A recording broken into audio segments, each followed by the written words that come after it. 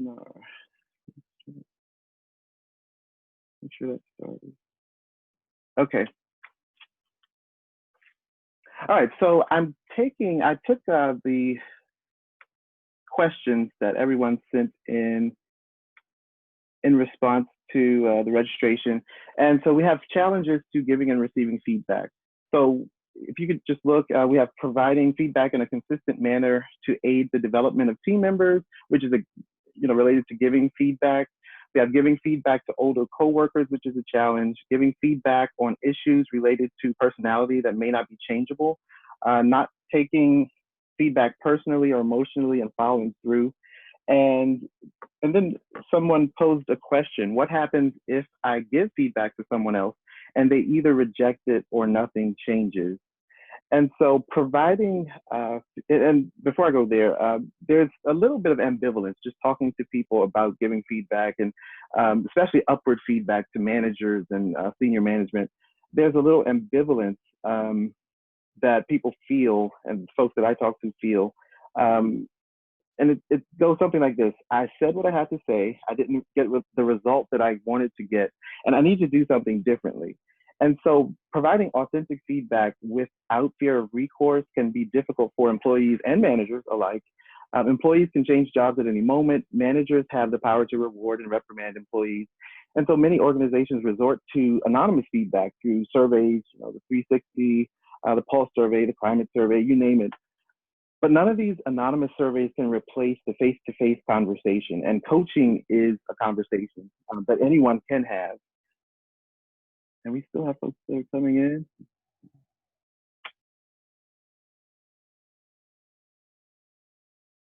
Give me 1 second, folks. I need to admit these folks that are coming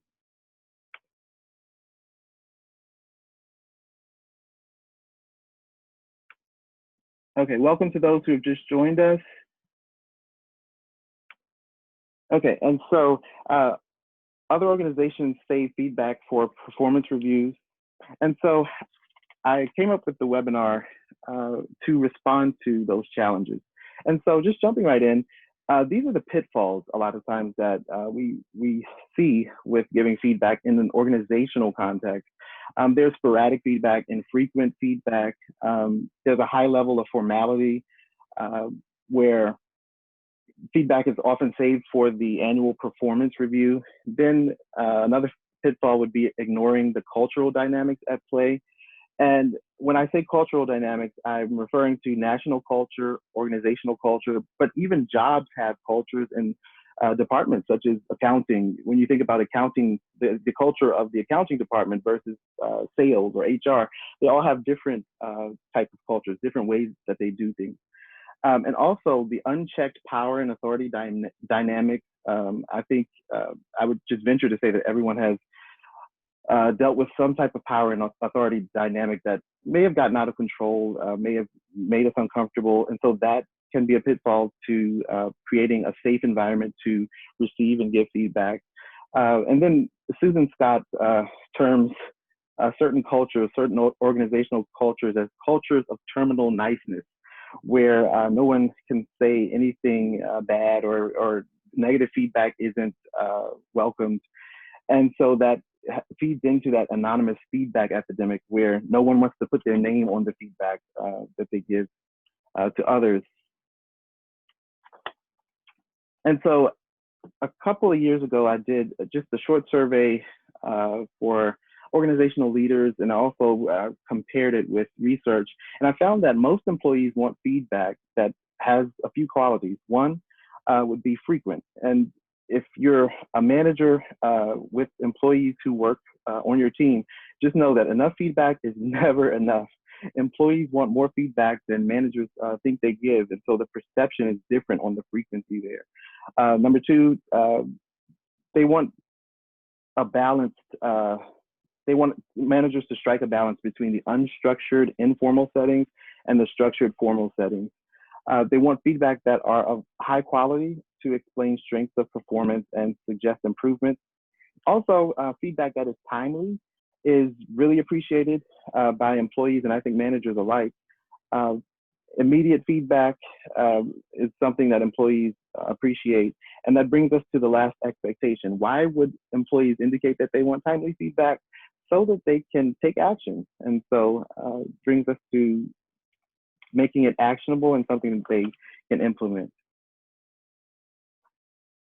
In thinking about authentic feedback, I came up with just a model for us to think through and this is an ideal, how should I add that? It's an ideal context for authentic feedback. This is the, I guess, ideal situation where feedback should take place within a face-to-face conversation if possible. Because of the richness of the communication channel, when you're talking to someone who's right in front of you, you can pick up on nonverbal cues that can give you other information than just the words. I think the split is like a 75% of communication is nonverbal and 25% is verbal. It's something along those lines. But it should take place inside of a trusting professional relationship. And we're talking about work, of course, this can apply to personal situations too, and you just adjust that. And then within the work setting, especially on the team level, and then between teams, feedback is useful for better collaboration. And then when you talk about giving feedback to managers or just the organizational impact, it leads to better or improved decision making. So let's move along to talking about coaching skills and authentic feedback. I came up with 3 skills. The first of which is mindful reflection. So the first thing I would recommend is being clear on your purpose, asking yourself, why do I want to get feedback from my manager or my significant other, or anyone who you're seeking feedback from? Know why you want to receive it. Some folks need it to change. They want to make improvements, to grow, develop. Also to learn about yourself and to learn how other people see you. And so your goal will shape the feedback session. To give feedback, it helps to consider any cultural barriers. And we talked a little bit about culture a few minutes ago. The fact that nations have cultures, jobs have cultures, organizations have cultures, and then different types of jobs. Executive leaders have their own culture, managers have their own culture, employees, departments each have their own culture. And so you're developing a clear understanding about your culture and your history. Work experience counts and work history, and then personal experience counts. Childhood experience shapes a person's view of authority. Relationships with parents and other authority figures along the way also feeds into that. And so when we're giving and receiving feedback, we bring all of those experiences into a conversation with those who we manage or those who manage us, or just anyone that we're talking to. And also, it helps to think about your strengths and growth areas. Sometimes feedback can take us by surprise. It can be a little shocking what people decide to share with us. And so it helps to build ourselves up at first, and so that we can still remain even keeled after the feedback is given. And then understanding our emotions, other folks' emotions, and then how we want people to feel after we give them feedback. We don't really have that much control when it comes to receiving feedback as far as what people say to us. But when we talk to others and have conversations with them, we can go away, or we can begin with the end in mind, as Stephen Covey would say, and think about how we want them to feel at the end. Do we want them to feel empowered? Do we want them to reflect? What action do we want them to take? Okay, so that's the first coaching skill. The second coaching skill is active listening. And I'm just making sure I keep an eye on the time here. Active listening, we have another participant. Please forgive me, I have to click out to actually admit participants. Takes a few minutes, but we're gonna get back on track. Okay, current slide. All right, And so active listening, just going back to that culture, just dealing with different cultures, there's an intercultural communication competency that an author recommended. And the point there was to understand key cultural norms of another culture. And so you can pick whichever one that you're thinking about right now. And the person who would want to develop that intercultural communication competency would be ready to listen, to observe, and to adjust their behavior or communication preferences based on preferences of the other person that they're talking to. And a couple of behaviors would be to use open gestures and to be aware of facial expressions. I mean, I'm quite animated, and so that's one that I've had to work on. Got another person to click in. That's one that I had to work on for maybe 15 years or more, the facial expressions. And so listening, going back to being ready to listen and ready to observe, listening happens according to Timothy House, and actually it was a husband and wife team that partnered with two other people to write a book on coactive coaching. And they recommended listening on 3 levels. And so the first level, level 1 listening, is self-focused listening. And so the question that you're really asking yourself at this level is, what does this mean to me? What does this mean for me? So you're just trying to figure out what the information coming from the other person means to you or in your world. The second level is others-focused listening, where the awareness shifts to the other person. So you're noticing what they say. You're also noticing what they don't say, because people, when talking, depending on who they're talking to, depending on the setting or the environment, they may hold some things back. And then you also pay attention to what they hesitate in saying. And a nonverbal, and that's why face-to-face, it really helps when it comes to others-focused listening, because you can see them hesitate. You can, read their facial expressions and figure out, what's going on there, and then, do a little probing. You also can notice or pick up on what energizes the person in the conversation. When does their energy get really high? When do their eyes light up? When do, what makes them pound the table, so to speak? What makes them upset? Or, what issues are really important to them? All of that, is information that can help shape your feedback experience. And so the question that you would ask at level 2 is, what does this mean? Or what does what they're saying mean for them? What does that mean to them? And then the third level is where you really zoom all the way out. You're still fully present, but you're zooming all the way out to pay attention and pick up on what your senses, your 5 senses, are telling you. And both, in this case, both the speaker and the listener are part of an open system where clues and additional information are coming from the surrounding environment.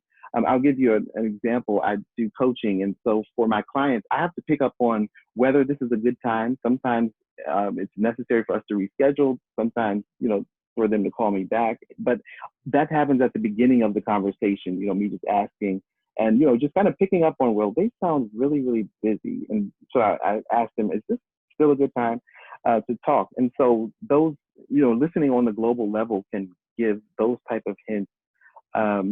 And it's also involving emotion sensibilities and intuition. So what your gut is telling you. And salespeople are good at this, reading the room. And so effective coaches are great at the level 3 listening, and in addition to the other 2 levels of listening. But coaches cannot solve a client's problem for them. They pick up on the answers and draw those answers out of the client. The client, in the coaching world, we believe that the client holds the answers. It's our job to draw the answers out of them.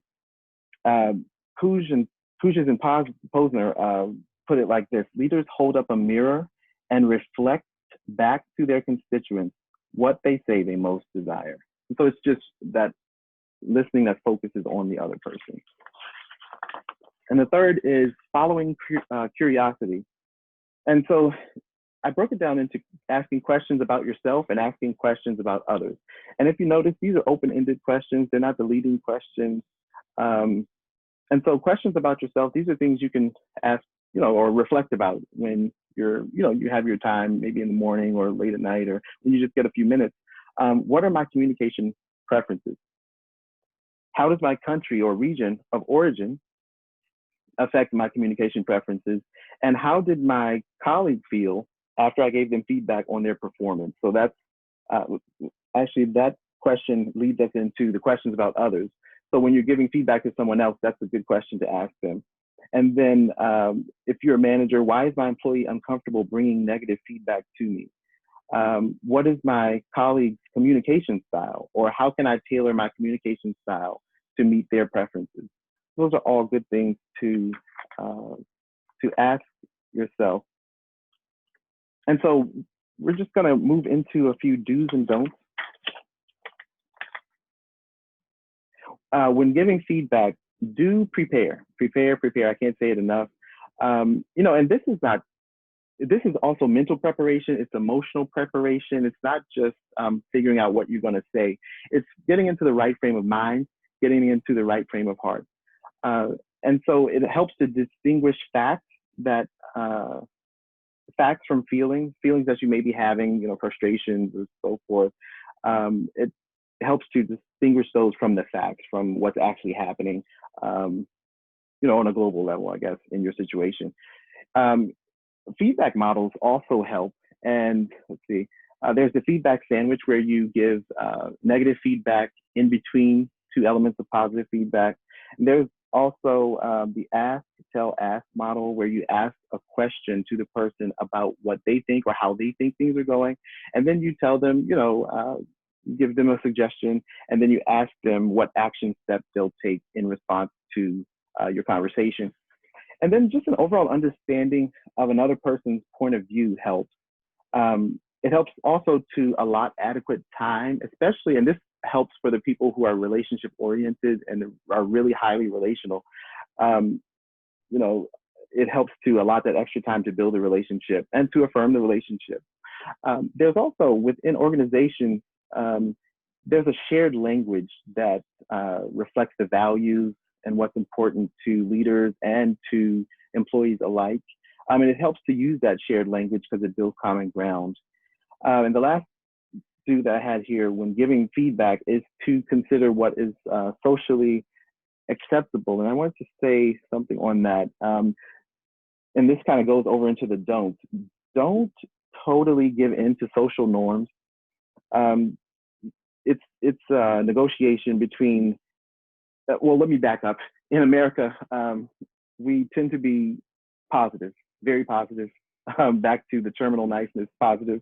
And so any type of negative feedback is you're gonna find yourself negotiating those social norms, what is acceptable to say in a group setting. And so, and it helps also to consider that setting when you're giving feedback, because we want people to feel safe. We don't want anyone to feel threatened or embarrassed. We want people to feel like, feel motivated and better off once they receive the feedback. And so we don't want to lead with emotion. We don't want to take it personal. We may at first, but it helps to, kind of vent to a trusted person, a friend or family member, before going into a feedback situation. Also, don't just tell it like it is. Avoid giving into social norms, and do not disregard social norms. So it's that negotiation between social norms. Okay, at this point, we have about 9 minutes. I'm going to skip ahead a little bit. This is talking about the do's and don'ts for receiving feedback. I wanted to get to the communication skill development activity. This is part of the project also, and it's dealing with giving upward feedback to managers. Okay, you may have heard of the D.I.S.C styles of communication. And so this is just an overview, and you may have seen this, you may have kind of diagnosed yourself, so to speak. You have the driver that's driven, determined, and daring, strong-willed. You have the influencer who's really relationship-oriented, charismatic, even very energizing and enthusiastic. The person who's more steady, the S, is calm and patient, warm, loyal, predictable, deliberate. And then the C is compliance-oriented, cautious, reserved, and private. And so The D's are motivated by winning, competition, and success. Uh, I's are motivated by social recognition, group activities, and relationships. S is more by cooperation and opportunities to help. And compliance-oriented folks are more motivated by opportunities to learn and show their expertise. And so here are a couple of D.I.S.C communication tips based on personalities.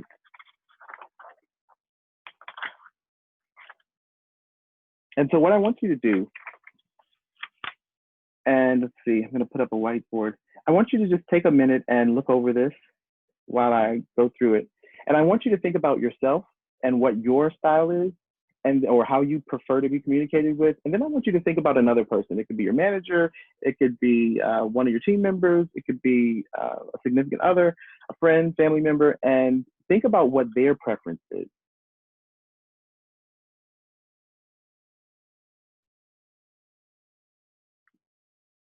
Okay, so the D's like to stick to business. They don't like to ramble or waste time. And so when you're dealing with them, it helps to disagree with facts. If you have disagreement, it helps to disagree with facts and not the person. And it helps also to come in to the session open-minded. Don't come with a decision pre-made. For the I's, the influencers, allow time, like I said, to build a relationship, but also put the details in writing. And you might have to help them organize themselves a little bit, or organize their thoughts a little bit. It helps to provide testimonials from influencers, and be sure to listen and let them talk, but also keep the conversation on track. For an S, it helps to break the ice. Start with personal comments, but also to listen and to be responsive, and then allow time for them to decide and deliver, in the end, deliver on what you've promised them. And then for the C's, it helps to prepare your case and provide facts that are related to your conversation with them. It also helps to make sure to follow through with them. They count on you delivering what you promise. And then this is just a personal nuance about their personal space. You want to respect that. And, a lot of C's don't like to be touched. So just, respecting their personal space. And so we're running a little short on time. So what I would like for you to do is to just type in the chat and just type what your style is, what the person that you were thinking of, what their style is, and then what's one thing that you can do to increase your effectiveness in giving feedback to that person. So one thing that you can do better, or one thing that you want to kind of test out to increase, to make for a more successful feedback interaction. And so you can go ahead and do that. I'll give you a few seconds. Let's stop the share so I can see.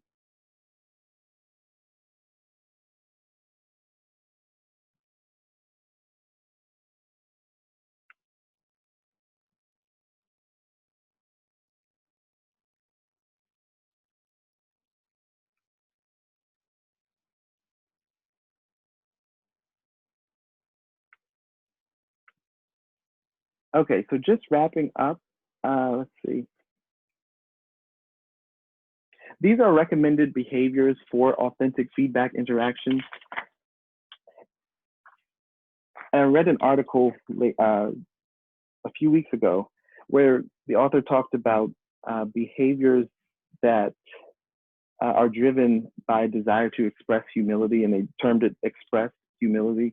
And so the recommended behaviors all fall under this theme: to express, a sense of humility when we're giving feedback. We're not, coming from a standpoint of being emotional, or we're not coming from the power dynamic, or we're not projecting our authority in a way that would make the person feel uncomfortable, but we're coming from a place of humility where we want to create that safe environment and a trusting relationship, and to build that relationship with the person while giving them feedback that may not be, all positive.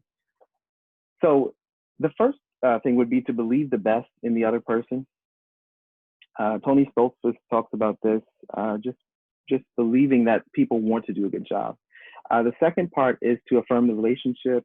To be consistent and conversational helps a lot. Not just waiting until that one time a year to give feedback, but giving feedback frequently.